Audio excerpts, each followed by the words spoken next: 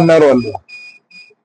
పోకుండా బాగుండే. ఇప్పుడు ఆయన రిస్ట్రిక్షన్ పెట్టినారు ఆయనకు. అవన్నీ నాకెందుకు హైకోర్టు ఉండొచ్చు, మాకు కూడా ఉన్నాయి 7 కోట్లు ఉన్నాయి సేమ్. ఇంకా వెనకాల పోలీసు చెప్పి పోవాలన్నాడు, మాకు అట్లా లేదు. వాడు ఫ్రీగా ఎక్కడ ఉండేదని మాకు జడ్జిమెంట్లు ఉన్నాయి. మేము అవి పెడతాం, ముందుకు పెడతాం. ఆపద ఎందుకు జరిగింది మరి మేధావులు అడగండి.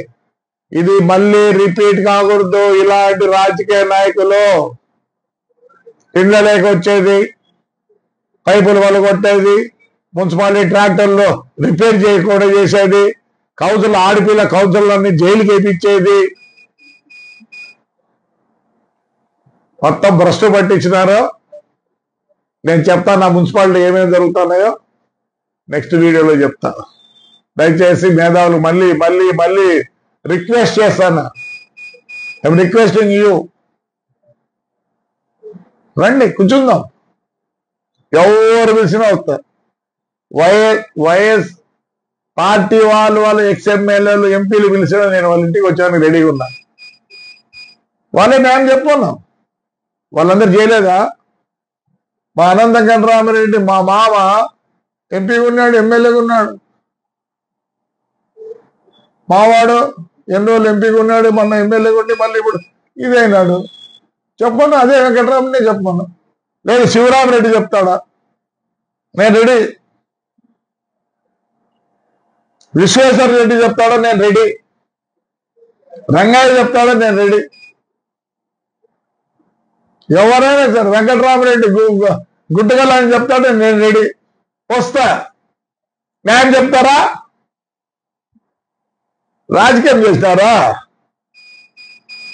చెలగాటం అన్నారు.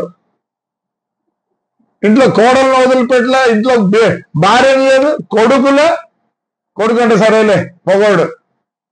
అభంశవంతరు నా కోడలికి పెద్ద ఇంటి నుంచి వచ్చింది. ఇదే ఐజీ దినేష్ రెడ్డి సోయన తమ్ముడి కూతురు. నేను ఏదానికి భయపడినా, ఏదానికి బాధపడినా. ఇది రాజకీయం కాదు. దయచేసి మేధావులు చెప్తున్నారు, పిలవండి, నేను వస్తా. నేను అన్ని ఆర్డర్లు అన్ని తీసుకొని 135 కేసులు ఉన్నాయి, నేను బాధపడలే. నా కొడుక్కి అసలు ఎన్ని ఉన్నాయి? 56 ఉన్నాయి. నా భార్యకు 36 ఉన్నాయి. కోడలికి అదంతా అయిపోతానే ఈడీ అంటే ఇంగ్లీష్ బాధడ్. నేను పెట్టాలంటే వాళ్ళ కోడల మీద భార్య మీద పెడతారు. మా నాన్న అంతో ఇంతో ఏదో నేర్పించిపోయినాడు. I don't want spoil my father's name. బాధ అవుతుందండి. ఈరోజు అందరు చెప్తారు ఆ రోజు ఐపీఎస్ ఎక్కడ పోయింది, ఆ రోజు ఐఏఎస్ ఎక్కడ పోయింది. 5 ఏళ్ళు ఉండిందా? నేను ఒక్కనే రాజకీయం చేసినానా? మా ఫ్యామిలీ ఒకటే రాజకీయం చేసినానా? ప్రతి ఓడు చెప్తాడు, ప్రతివాడు చెప్పేదే హైకోర్టు ఆర్డర్ అంటాం. రండి తెస్తా, కూర్చుందాం. ఎవడు తెలిసినా నేను వచ్చేదానికి రెడీ. నేను వచ్చి చూపించబోతా, మళ్ళీ మీరు నిర్ణయించండి. ఎస్, నేను నాకేం జగన్ దగ్గర పోయేదానికి. అదే నాకు న్యాయం జరగాల. రాజకీయం జరిగింటే మా ఊర్లో ఎస్ ఎంతమంది మా నాన్న కాడి నుంచి మేము కంటెస్ట్ 52 నుంచి మేము కంటెస్ట్ చేస్తున్నాము. లేదా ఓల్డెస్ట్ రాజకీయ నాయకులు అందరం చదువుకున్నాం. నేను మున్సిపాలిటీ కింద థీసిస్ రాయాలని చెప్పి 2018లో పీజీ, 2018-19 పీజీ చేసిన. Without the assistance of the government how to improve మున్సిపాలిటీని అన్నీ ఉన్నాయి. I can say the law also. నేను రఫ్గా ఉంటా. ఎస్, నా మనస్తత్వం అది. నేను ఎవరిని బాధించాను. నేను చాలా బాధపడ్డాను. మా ఇంట్లో అందరూ బాధపడ్డారు. డబ్బులు పోయిందానికి కానీ, బస్సులు పోయిందానికి, లారీలు పోయేదానికి కానీ. ఒకడు వచ్చి మా ఇంటికాడ వచ్చే దౌర్జన్యమా ఉన్నారు. మా ఇంటికి వచ్చిన వాళ్ళందరూ రామేశ్వర రెడ్డి గారు వాడు నిన్న 150 టెంకాయలు కొడతాడంట. రాజుగాడు, వాడు భాషాగాడు. మేము ఇళ్ళకాడికి వస్తాంలేండి, ఊరుకుంటారా? నేనేమని పట్టించుకోలేదు వీళ్ళని.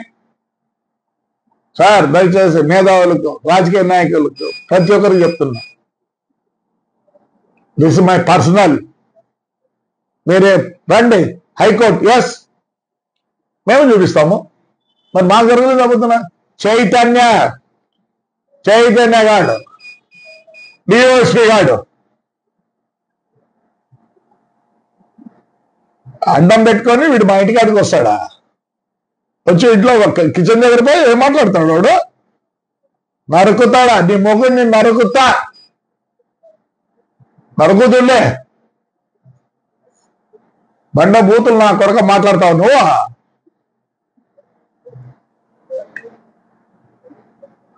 నా బాధ మీకు అర్థం కాదు. మీకేదో అంత రూలు రెగ్యులేషన్ అంట. వాట్ ఇస్ ద కాన్స్టిట్యూషన్ ప్రకారం పోదామా? Yes, I'm ready.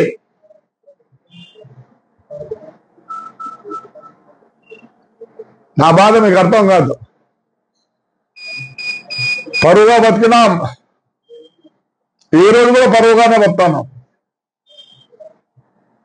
Over night రాజకీయ నాయకులు కాదు మేము. ఎంతో మంది మాతో పోటీ పడి పోయినా కానీ మమ్మల్ని ఏపదు, వాళ్ళు ఏమనలే, మేము ఏమనలే. కేశవరి టైంలో కూడా మేము ఓడిపోయినాం. ఏం లేదు, బాగానే ఉన్నామే. అన్న ఎద్దులు పోటీ పడితే పోయినాం, అన్ని దానికి పోతాను, పిలిసే పోతాను. వీడు రాజకీయం చేయలేదు, అడుగు